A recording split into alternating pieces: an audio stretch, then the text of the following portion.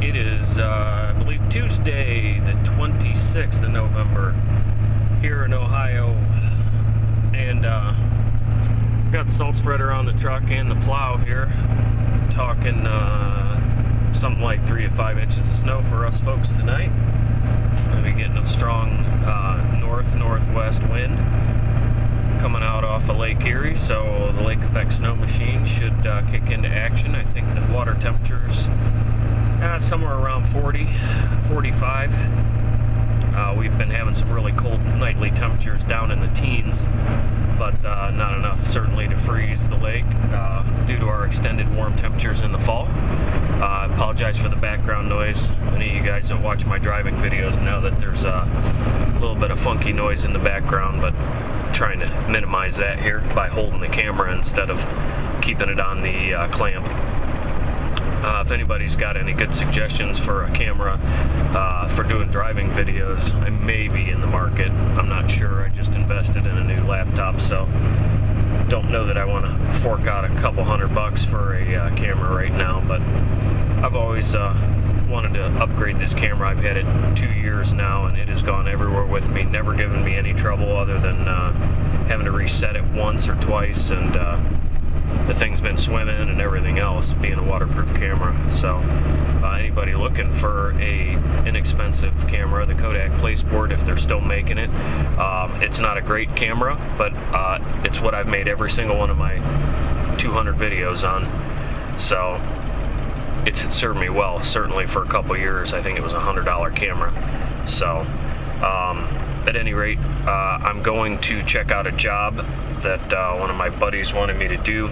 I had a pool dug out in the summer, and for an above ground pool, that is, just enough dirt to level it off and so on. And he had dumped the dirt at the back of his property and decided he better start getting rid of it. Well, it's been raining and it's been crummy, and haven't been able to get over there to do the job for him, and the ground's, it's been so cold at night for the last 2 weeks, the ground's frozen. So I'm gonna go scope it out and make sure I can get in there and get that cleared away for him. I'm not sure if I'll do video or not, but we shall see. So I'm gonna go grab a bite to eat, and I'll bring you guys back a little bit later on. See ya. Guys, I just stopped by my buddy's house to check out access to get rid of this dirt pile that he thought was going to be one dump truck load for me, which is about a 5 to 7 yard load, and no go on that. That ground was frozen the other day, and it's still, I mean, it's only like 35, but it's just too soft. And what he told me was one dump truck load measures out to be like 3. So we shall see what becomes of that. So I guess if the weather gets cold enough, we'll be good to go. So we're gonna wander through some back streets here and do a little driving vlog, whatever you want to call it. Get out of here, hopefully. Not real familiar with this area. I've been here before. Oh, that's a dead end street. Yep, that sucks. I thought sure as hell I could get out. Maybe I can get out of here. Maybe I can. I don't know where that links to. Let's see, but I think I am on the right path. Let's try it. So I hope everybody's having a good one. If you're in the Midwest, you're probably going to be getting some snow here in the next day or so, I'm imagining.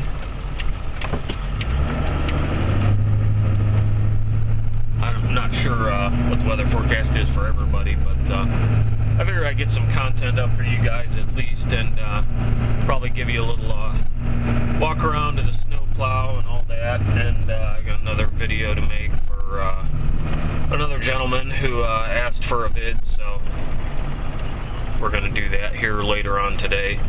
And I think, holy shit, what a pain in the ass. I just looped myself around here. Some of these streets are all dead-end streets. I know which direction I need to go, but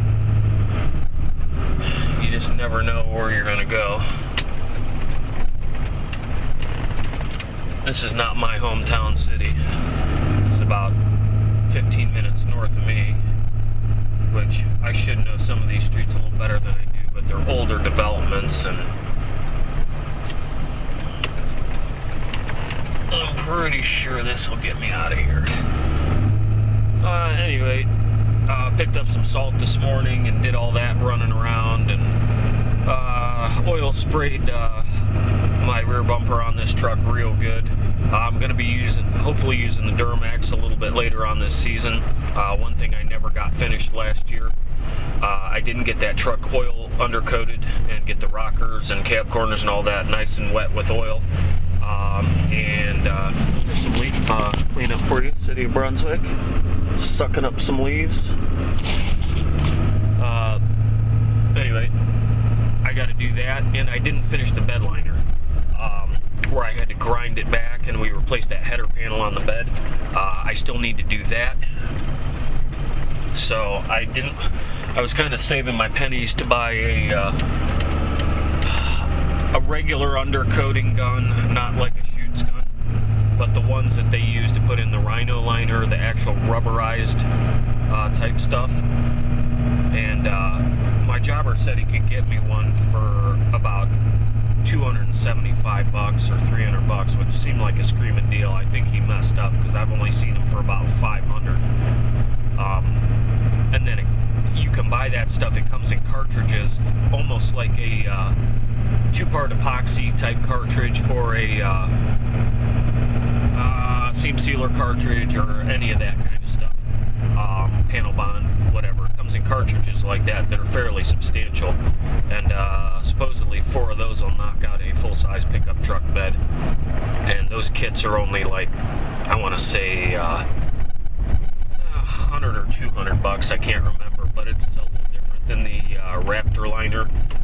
It's not that smooth, harder plastic texture. It's actually a rubber texture, and those guns really hammer it on there in big blobs. So it gives you that factory, if you take your truck to get it, have a spray and bed liner put in it. So I've been wanting to get one of those. I just got to find one. The other thing I'm looking for is an actual undercoating gun. I use a shoots gun, and I have this little undercoating gun. It's almost like a little tiny pressure pot that has a wand attachment that you can stick the hose up in inner panels of doors and rockers and things of that sort. But I'm looking for one that mounts, has like a piston type pump, like a grease pump, or a one that can pump 90 weight oil.